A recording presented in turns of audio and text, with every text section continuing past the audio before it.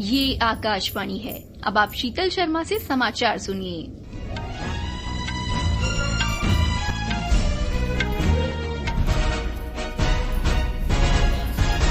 प्रधानमंत्री नरेंद्र मोदी आज देश में 44 स्थानों पर आयोजित रोजगार मेले में वर्चुअल माध्यम से 70,000 से अधिक नियुक्ति पत्र वितरित करेंगे। केंद्र सरकार के विभागों के साथ साथ राज्य सरकारों और केंद्र शासित प्रदेशों के विभिन्न विभागों में ये भर्तियां हो रही हैं। नवनियुक्त कर्मी राजस्व, वित्तीय सेवा, डाक, स्कूल शिक्षा, रक्षा, स्वास्थ्य और परिवार कल्याण मंत्रालय और केंद्रीय सार्वजनिक क्षेत्र के उपक्रमों सहित विभिन्न मंत्रालयों और विभागों में कार्य करेंगे। रोजगार मेला रोजगार सृजन को सर्वोच्च प्राथमिकता देने की प्रधानमंत्री की प्रतिबद्धता को पूरा करने की दिशा में एक कदम है। उम्मीद है कि ये मेला आगे रोजगार सृजन के उत्प्रेरक के रूप में कार्य करेगा और युवाओं को उनके सशक्तिकरण और राष्ट्रीय विकास में भागीदारी का अवसर प्रदान करेगा। भारत और श्रीलंका ने कल आर्थिक सहयोग से जुड़े महत्वपूर्ण क्षेत्रों में 5 समझौते किए हैं। प्रधानमंत्री नरेंद्र मोदी और श्रीलंका के राष्ट्रपति रानिल विक्रमसिंघे ने कल नई दिल्ली में द्विपक्षीय बैठक की।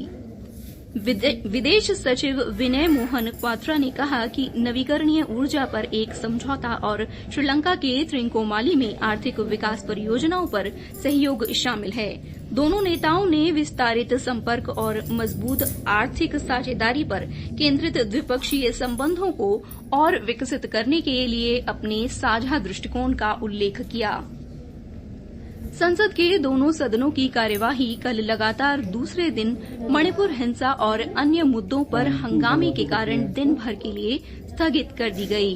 पहले स्थगन के बाद लोकसभा की कार्यवाही दोबारा शुरू होने पर कांग्रेस, डीएमके, जनता दल यूनाइटेड, शिवसेना, उद्धव ठाकरे गुट और अन्य दलों के सदस्यों ने इस मुद्दे पर नारेबाजी की और सदन के बीचों बीच आ गए।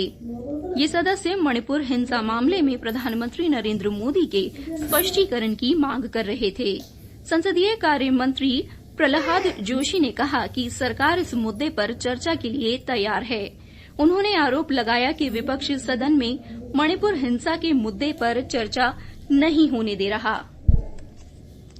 राजस्थान के मुख्यमंत्री अशोक गहलोत ने राज्य मंत्री राजेंद्र गुढ़ा को अपनी मंत्रिपरिषद से बर्खास्त कर दिया है। गौरतलब है कि श्री गुढ़ा पिछले काफी समय से सरकार के खिलाफ बयानबाजी कर रहे थे। राजेंद्र गुढ़ा ने राज्य विधानसभा में बयान दिया कि राज्य सरकार राज्य में महिलाओं को सुरक्षा देने में विफल रही है। उन्होंने कहा कि राज्य सरकार को मणिपुर की घटना के बजाय इस बात पर आत्ममंथन करना चाहिए कि राजस्थान में महिलाओं पर अत्याचार बढ़े हैं। विपक्षी दल भाजपा ने श्री गुढ़ा के बयान का स्वागत करते हुए कहा कि उन्होंने राज्य सरकार की हकीकत बता दी है। राष्ट्रीय आपदा प्रतिक्रिया बल एनडीआरएफ ने कहा है कि महाराष्ट्र के रायगढ़ में भूस्खलन स्थल से 22 शव निकाले गए हैं। लगातार बारिश और आगे भूस्खलन के खतरे और इस स्तर पर कोई बचाव कार्य स्पष्ट नहीं होने के कारण स्थानीय प्रशासन के परामर्श के बाद ये बचाव कार्य बंद कर दिया गया है। ये अभियान आज सुबह फिर से शुरू होगा। वाराणसी की एक अदालत ने कल ज्ञानवापी श्रृंगार गौरी मामले में ज्ञानवापी मस्जिद के परिसर के वैज्ञानिक सर्वेक्षण के लिए हिंदू पक्ष की याचिका स्वीकार कर ली। जिला न्यायाधीश अजय कृष्ण विश्वेश ने भारतीय पुरातत्व सर्वेक्षण एएसआई को वजूखाना क्षेत्र को छोड़कर परिसर के वैज्ञानिक सर्वेक्षण की संभावनाएं तलाशने का निर्देश दिया। दिल्ली पुलिस ने स्वतंत्रता दिवस समारोह से पहले आज से पैराग्लाइडर, पैरामोटर्स, हैंग ग्लाइडर, मानव रहित विमानों और माइक्रो लाइट विमान जैसे उप पारंपरिक हवाई प्लेटफॉर्मों की उड़ान पर प्रतिबंध लगा दिया है। यह आदेश 16 अगस्त तक प्रभावी रहेगा।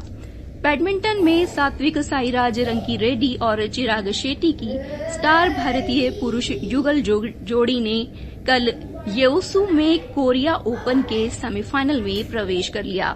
इसी के साथ ही ये समाचार बुलेटिन समाप्त हुआ।